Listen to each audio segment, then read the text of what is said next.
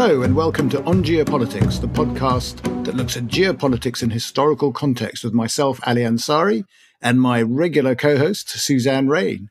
Today, we're going to be looking at the construction of narratives and the narratives between particularly those leaders that seem to have a fairly sort of clear enmity towards the West. And one of the striking things I think you found, Suzanne, and certainly I've come across it as well, is this fact that there is a certain amount of synergy going across some unusual synergies, it has to be said, between different elements in terms of their ideological view of the West.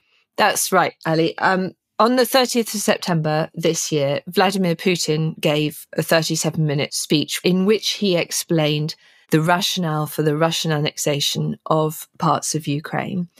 And I read the speech because a very wise man once said to me, if you want to know what Vladimir Putin is going to do, you should listen to what he says he's going to do. So I read the speech because you need to understand your adversary. Absolutely. And all the way through, I thought, this is really familiar. I've read this before. I've heard this before. And I looked back at a letter to the American people that Osama bin Laden wrote in November 2002, so 1 year after 9/11, in which he explained essentially why he was fighting the West and what he wanted from the West. And it struck me, and I then did a piece of analysis, Ali, which we can talk about, that the themes contained in the two texts, which were written 20 years apart, there is a sort of clear flow of the arguments in both Vladimir Putin's speech and Osama bin Laden's letter to the American people. But the themes are also consistent all the way through. And they fit something which in sort of counterterrorism terms, we had come to call the single narrative, which is essentially a means by which an argument is made and has been made most forcefully by Osama bin Laden over a long period of time, which essentially lists the grievances and justifies the courses of action in response to the grievances. And the clever thing that Osama bin Laden did was that he built the narrative such that every new thing that happened, you could just add it to the single narrative that already exists. So you end up with this, in particular in Al-Qaeda's terms, you end up with this long list of bad things the West has done, which would be war against them or war against Muslims in Afghanistan, in Kashmir, in Bosnia, in Chechnya, in Somalia, in Iraq, in Algeria. So, and each new thing that happens, you just add it on. You just add it on, and it forms a part of a bigger list. So there's a set of themes, Ali, which I propose that we should work through, because I know that, having thought about this, I know you've also looked at the similarities between what Vladimir Putin is saying and some of the messages that have come out of Tehran. Yeah, absolutely. There's some extraordinary synergies actually there. So I thought I'm just going to give you the top lines of the themes that I think, and then we could maybe discuss some of the themes in more detail, or maybe bring it to life a little bit with some excerpts. The first theme is creating the sense that they're the entity that's being attacked. And of course, it's a fallacy. I mean, in Putin's case, it is very clearly a fallacy, but he can't justify his attack unless he says that he was attacked first. And Osama bin Laden, the same. There are always different ways at looking at everything in history, but it's you have attacked us, you continue to attack us, and that is why we're attacking you back. There's always a big section that dwells on historical grievance and historical rectitude, which again, we can talk about in more detail. In both Putin's speech and Osama bin Laden's letter to the American people, there are specific references to placing of military bases in their land or in their territory. And of course, Osama bin Laden, furiously against American bases in the Middle East and in Saudi Arabia. Russia, obviously, it's the expansion of NATO, it's placing of bases in all sorts of countries who Russia considers to be its sphere of influence. Both of them, very curiously, and it'll be interesting to see what you think on the Iran side, they both talk about the dropping of atomic bombs in Japan in 1945 and how, again, America is consistently saying that they are essentially, the global policeman, but actually the only country actually to use nuclear weapons has been America. And we can talk about that in more detail. Then they attack countries which are allied to the West as collaborators or apostates or vassals. They describe how the West misuses international law, so cites international law as a reason that the West is in the right, and then simply just rides roughshod over it. That leads on to a section about hypocrisy, which, of course, everybody's a hypocrite. We all know, if you've been a nation state for any length of time, you've probably done a number of things that are hypocritical in some form. And then you have a section in both of these texts which focuses on the depravity of the West and ends up referencing someone who'll be familiar to you, Ali, Satan. And I say not personally, but anyway. But I was thinking as I was doing, I was thinking, who copyrighted the Great Satan? That's right. Was that an Iranian invention, or does it predate? Well, it seems to become increasingly identified with Ayatollah Khomeini, doesn't it? So I think it's very much identified. I think obviously the notion of the West as being satanic, which in a Muslim sense, of course, means as a sort of great tempter, this sort of the person that will lead you away from the straight path. That's basically what they're aiming at, and is as I've discovered really as sort of a variation of the theme of the Great Whore of Babylon that seemed to galvanize many Calvinists and others in Protestant Reformation Europe. So it's that sort of religious theme of, and I by the way, everything you've said, all the themes you've said, I could draw very easy comparisons with what comes out of Tehran and the religious elements there. I think there's a difference in emphasis in some places.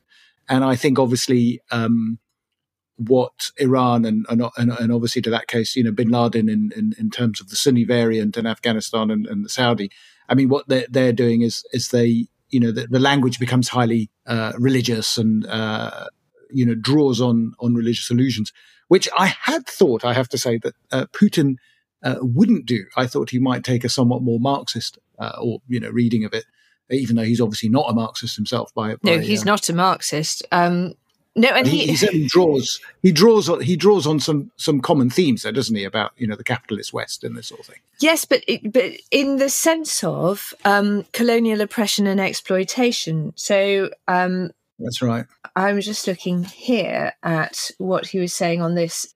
So both of them see, in my reading of Osama bin Laden and Putin, they see the West as engaged in this long-term process of exploitation and profiteering. So bin Laden said, you steal our wealth at paltry prices because of your international influence and military threats. This theft is indeed the biggest theft ever witnessed by mankind in the history of the world.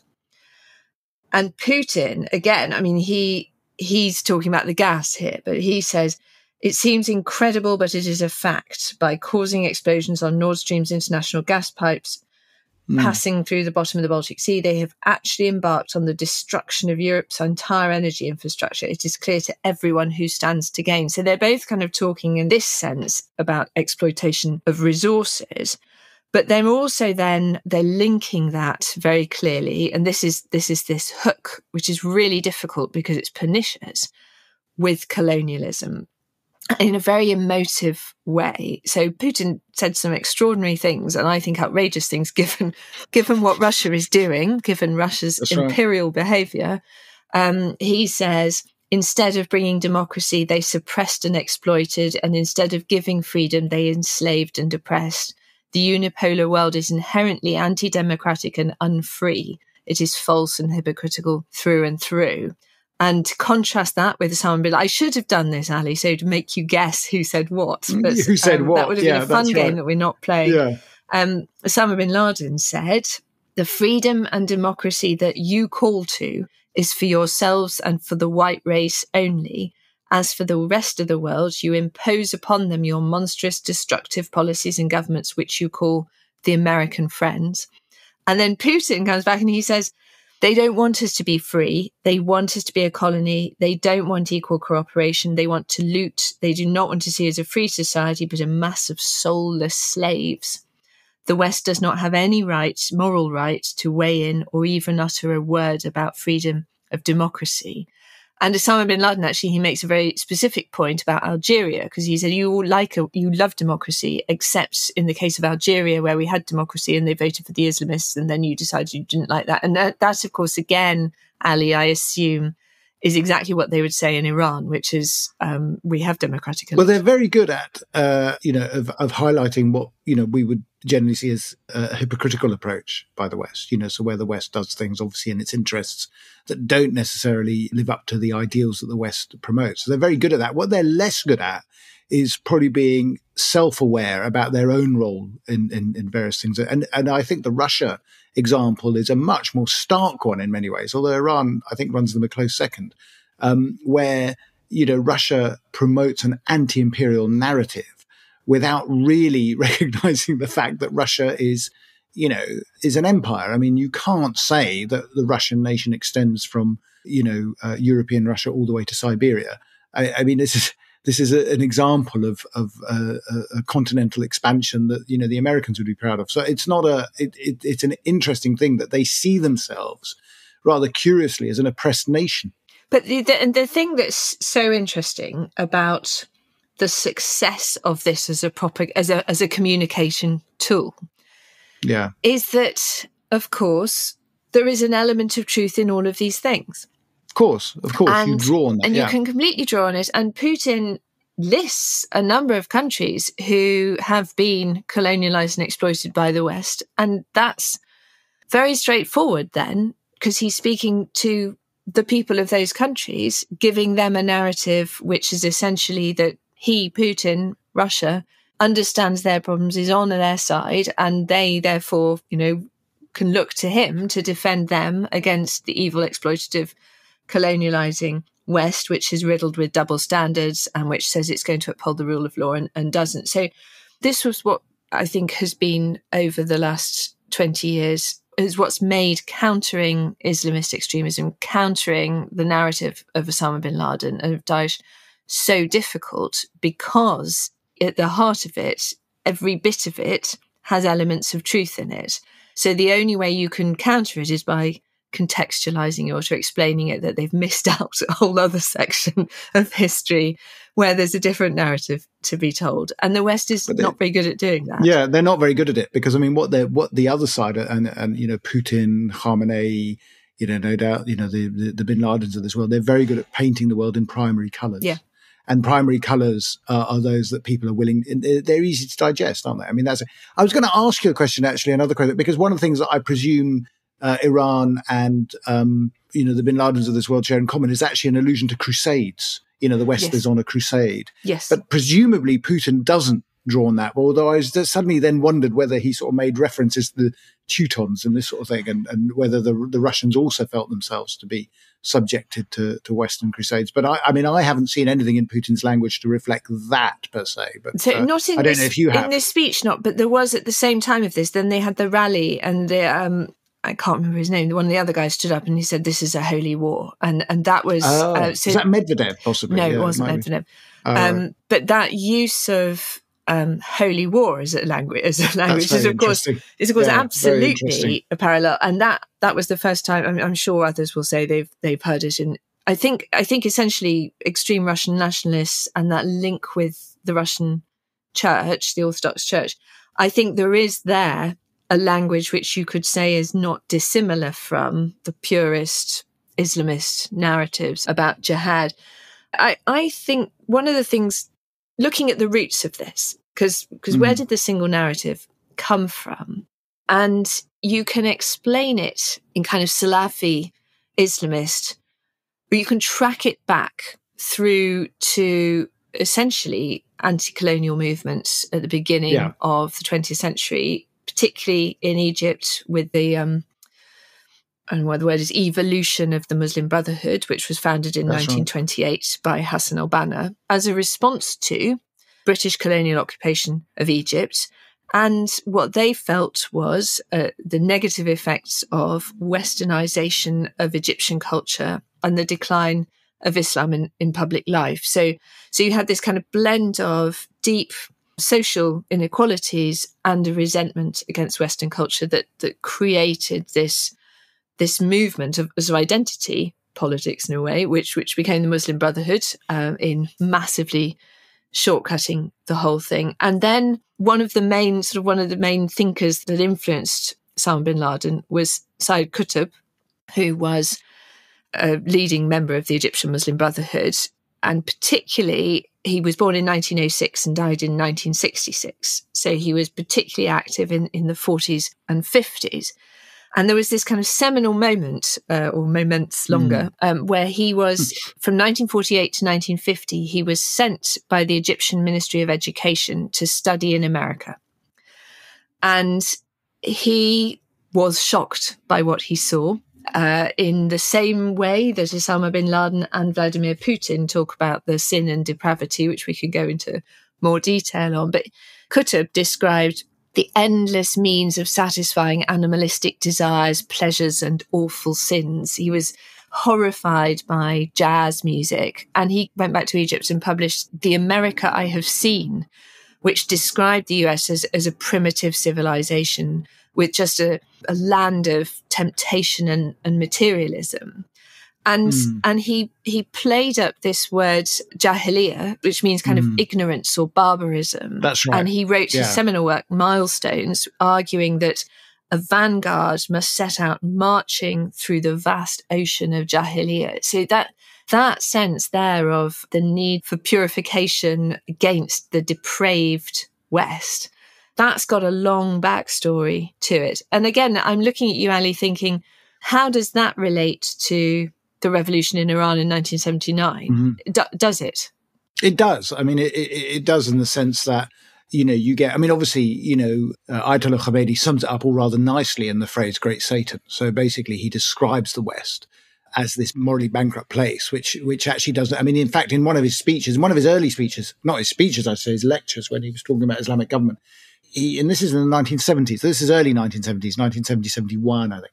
And, he talks there, he says, we've been facing this assault from the West, this sort of attack. Obviously, as you say, they're on the defensive for 300 years. But it's not that necessarily they wanted to come and sort of like project Christianity or make us believe in something else, because they don't believe in anything. It's this sort of idea that they're just completely vacuous materialists, corrupt, morally corrupt.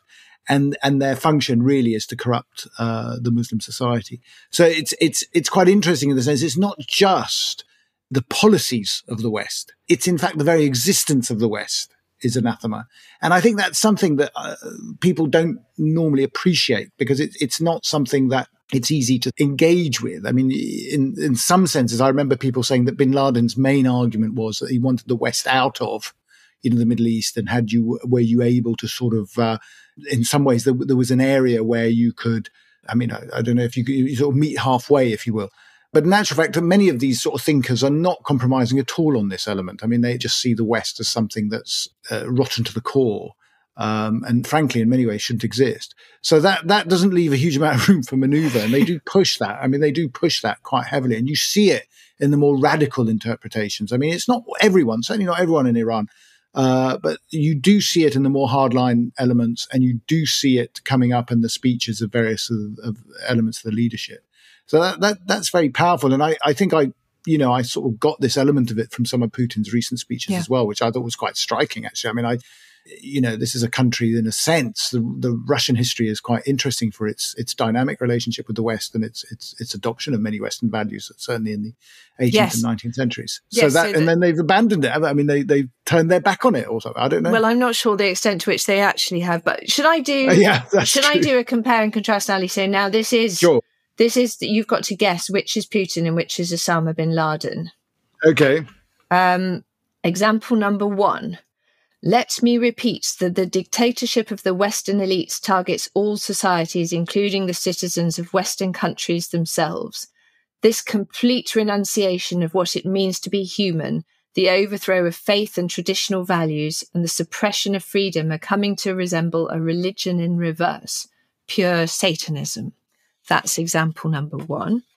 And example number 2 asks the Americans to stop your oppression, lies, immorality, and debauchery that has spread among you, because you are a nation that permits acts of immorality and you consider them to be pillars of personal freedom.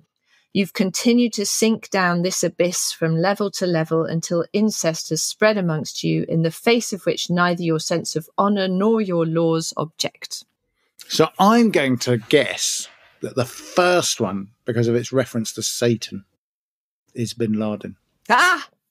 No! And I'm wrong. But I did that deliberately. Because I know, but it's true.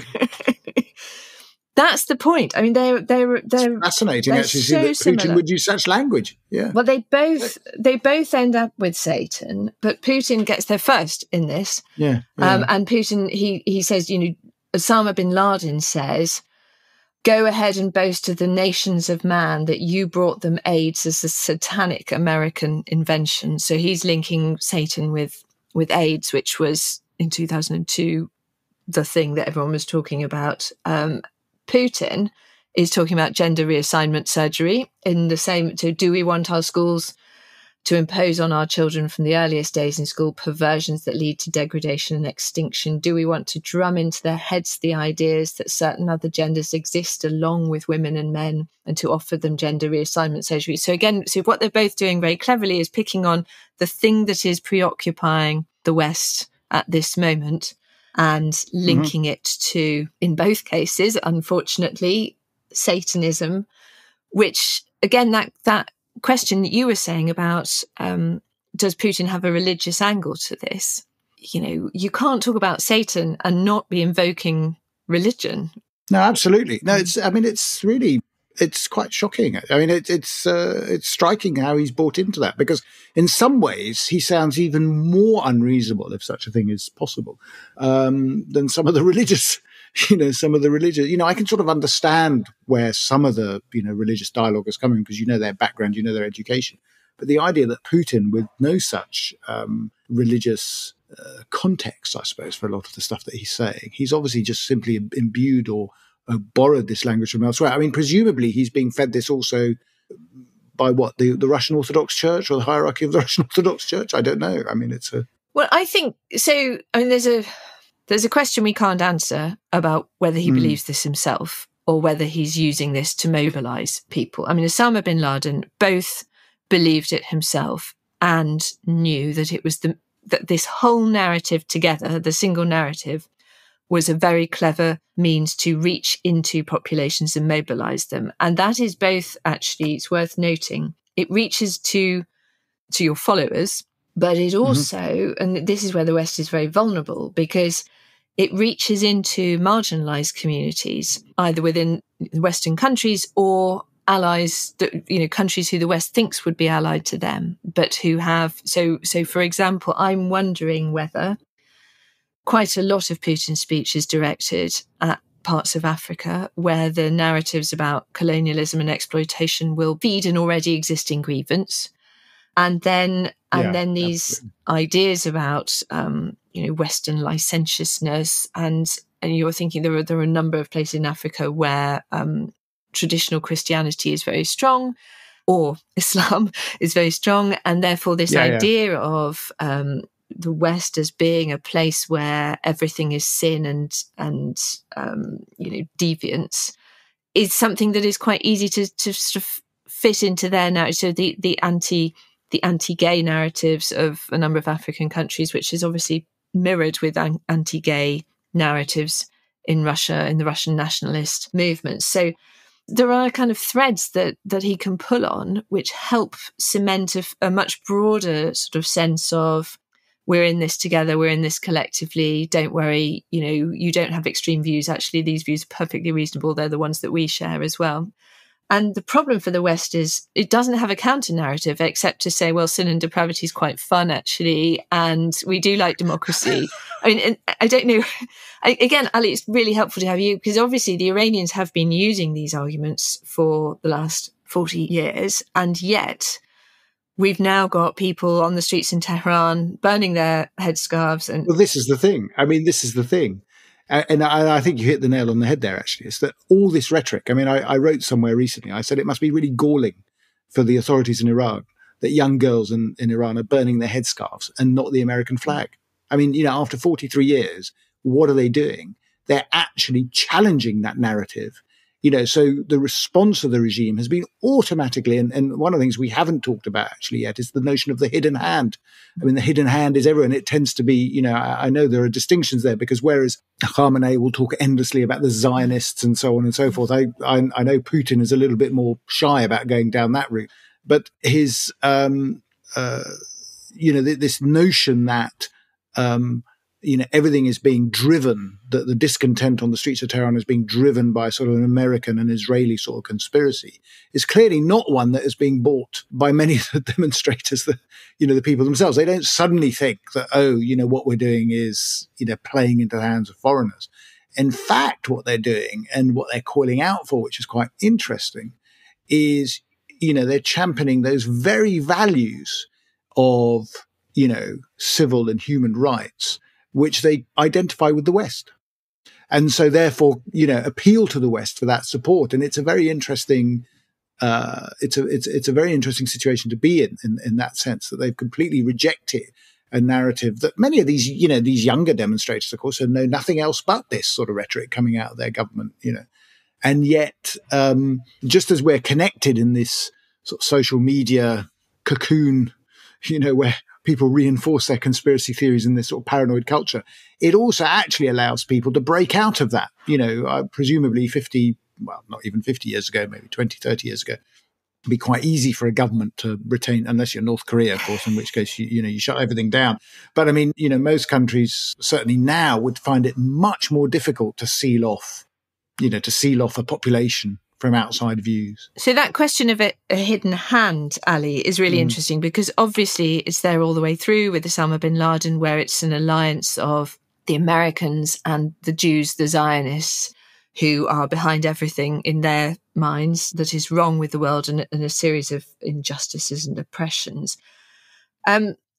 Putin obviously also sees a hidden hand behind everything that is difficult for him. And that question of what they call the colour revolution, so the expressions of democratic intent from those countries on the periphery of the Russian Empire, who, and Ukraine is the best example, but also you had lots of unrest in Belarus last year, very strong Belarusian opposition. So all of that is seen as being essentially Western mischief making at best, and active Western intervention at worst. The other thing that made me think of when you talked about the hidden hand is, of course, the role of those states which are not allies, but somehow allies of the West, and both Putin and Osama bin Laden directly focus on them, speaking to them. So Putin said, "Under your supervision, consent and orders, the governments of our countries which act as your agents attack us on a daily basis. In certain countries, the ruling elites voluntarily agree to do this, voluntarily agree to become vassals, and others are bribed or intimidated." So, of course, he's undermining those countries who are choosing to support, in this case, Ukraine, the West, by saying to their people, your leader is a vassal. They're either corrupt, they've been bribed, they're being intimidated. But he's also saying something else, isn't he? He's also saying the elites have been, in some cases, the elites have been co-opted. So he's basically talking about a fifth column. And that's also part of this sort of hidden hand narrative. So in the recent demonstrations, for instance, Khamenei has said that these people demonstrating, they're not real Iranians. They're not real ones. They're being manipulated. Sometimes, what they'll do is they'll distinguish between those who've been sort of like unconsciously manipulated and those who are consciously supportive. But you're basically othering. So the enemy within becomes very, very clear. And, they designate. And in Iran, of course, and presumably in other parts of the Muslim world where this thing sort of goes on, you're not just simply othering your enemies, that your enemies become heretical. They're beyond the pale. And therefore they're not subjected to any of the normal rules, shall we say, within an Islamic society even. And that's quite interesting. I mean, and the fact that Putin is also saying, because I remember him saying, I think, where was it, back in May or whatever it was, he said that, what they do is they sort of like, they sort of hollow out real Russians. Real Russians are basically hollowed out and make sort of like waxwork effigies of the West or something. I mean, it was a very bizarre language, but almost a carbon copy of the sort of stuff you would hear in Tehran. Yes, and indeed, coming back to Osama bin Laden, he's always accused, particularly Middle Eastern governments and their rulers, of collaboration with the West and American Islam. Well, Abu Bakr Baghdadi, who is the leader of Daesh, Islamic State in Iraq and Levant. He, in an edition of Dabiq magazine, which was the Daesh kind of glossy magazine, he did subscription service only. Yeah. A subscribe at your own risk, I would argue. But they did a big glossy section with a whole page photograph of the flagpole at Aqaba in Jordan, saying this is the flag of an apostate regime. This flag was created by the evil colonializing West, as indeed were the flags of most of the countries in the Middle East. And of course, again, there is truth in that. The flags of the Arab revolt, which led to the beginnings of the designs of flags which are still used by countries. So these are apostate regimes. So exactly what you're saying is it's so far beyond the pale, because of course your duty as a devout jihadist is to fight the apostates because they deserve to be destroyed. So by saying any country which is an ally of America, their ruler is an apostate, that puts them top of the hit list. And again, it's an exploitation of grievance politics very profoundly to mobilize those people who are angry about something and create this common cause. So I do think that the way that Putin's doing this is a really alarming development, because it's essentially switching from being kind of rational actor, being part of a Western discourse, to being, as we all know, not completely rational actor, who is using these very dangerous othering narratives. And why I'm saying that, Ali, is because we were also doing in our research for this, I looked up speeches by a lot of other anti-Western leaders, or perceived to be anti-Western leaders, just to see how many of them followed the pattern. And one person who I could, and others may disagree, but the person who I thought wasn't following this pattern very markedly was President Xi of China, who is still giving calm, rational speeches, which essentially, he's basically saying, I am challenging the unipolar world. It can't only be America who sets all the laws and regulates and polices.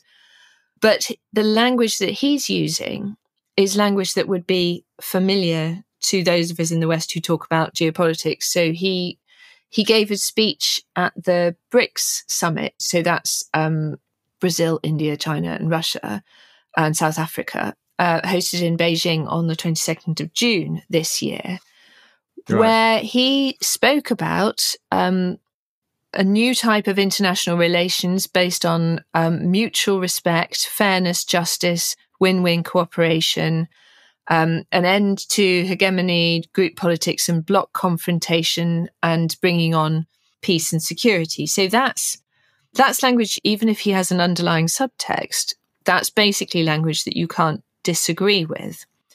And that stood out for me as we're comparing that with the kind of things that Putin is saying. It's very different messaging. One of the things that we were going to probably address also is this fact that they use, I think they all do this, talk about the United States as the real abuser of human rights, in a sense, because of its use of atomic weapons. Yes. Do you want me to read you some sections? So, yes, do. Well, exactly for the point you're making, really, because, again, the unhelpful fact for America is it's true. But they did. It's true. The context. There is a context, is there not? Yes. So bin Laden says, that which you are singled out for in the history of mankind is that you have used your force to destroy mankind more than any other nation in history. Not to defend principles and values, but to hasten to secure your interests and profits. You dropped a nuclear bomb on Japan, even though Japan was ready to negotiate an end to the war. So again, there can be, acres of historical works written on what would have happened if America hadn't dropped a nuclear or nuclear bombs in Hiroshima and Nagasaki. But the point is that Osama bin Laden deals with it in one sentence and says, you didn't have to do this, but you did it out of whatever it was that you felt a desire to punish and destroy. And then Putin, almost exactly the same sort of words even, he says, the United States is the only country in the world that has used nuclear weapons twice, destroying the cities of Hiroshima and Nagasaki. And then he goes on to say, and they created a precedent. That's his evil subtext. And then he goes on to talk about the United States left a deep scar in the memory of the people of Korea and Vietnam with their carpet bombings and the use of napalm and chemical weapons. And recall that during World War II, the United States and Britain reduced Dresden, Hamburg, Cologne, and many other German cities to rubble without the least military necessity. So again, that the two things are being equated here, and again, ominously. I mean, do you think? I mean, just a question. I mean, I suppose we'd never know, but I wonder whether this was ghostwritten for him by someone. Do you know what I mean? I mean, it seems quite a detailed critique of Western policy during the Second World War, and one that wouldn't be unfamiliar to people who do these, have these discussions about, the sort of the bombing of Dresden and others. But it's, I've never seen it quite so well articulated, shall we say, in the hands of Iranian leaders. There is a lot of stuff about how Japan and Germany, I mean Nazi Germany in this case, were very badly mistreated, during the war and its aftermath. This sort of idea that goes down very uncomfortably with obviously German politics. That's interesting. So I didn't realise that. So the Iranian narrative is that it is defending Germany against. Yes, well, because I mean, of course, the Iranian twist, of course, is they sort of have this fanciful notion that we're all Aryans. So so Iranian politicians will go up to Germans and sort of say, we Aryans need to stick together, much to the collective embarrassment of the German politicians who sort of say, well, not really. But they there are other, I suppose there are other strings to the conspiratorial bow in this case, which obviously the Russians and the others wouldn't use. But the Iranians do use that occasionally, and then they do sort of say that the post-war settlement is an unjust settlement because the Germans were unfairly, in a sense, blamed or criticised, which is, bizarre, obviously. But I mean, it's something that they also argue when they're trying to say that the post-war global settlement is an unjust one. I think all this does really is underline the central point, which is that if we think that the narrative of the West is confused and hypocritical, yes. It is also the case that this narrative is confused and hypocritical, because I'm reading this and I'm thinking, what side does Putin want Russia to have been on in the Second World War? Because it's so, who was Nazis and who isn't Nazis is getting harder and harder to distinguish. And in this case, the bombing of German cities by the United States and Britain is being held up as being a terrible thing. But I leave it there. I leave it for the listener to decide what they make of that. Because that's the point here, Ali. This is just a conversation to pull out some threads, absolutely, and highlight other people them, and they can highlight them. They can research it more. I mean, I think it is really important to read what they say and to think about it. The other thing that I think is important is, there's something that we in the West should draw from all of this in terms of an understanding of how we are perceived. And you need to understand the accusations that are being made at you before you can work out what it is you can do about them. And at the moment, I think this really clever use of grievance politics is creating division, obviously between nation states, which is coming out really clearly in the UN Security Council vote, or all the UN votes.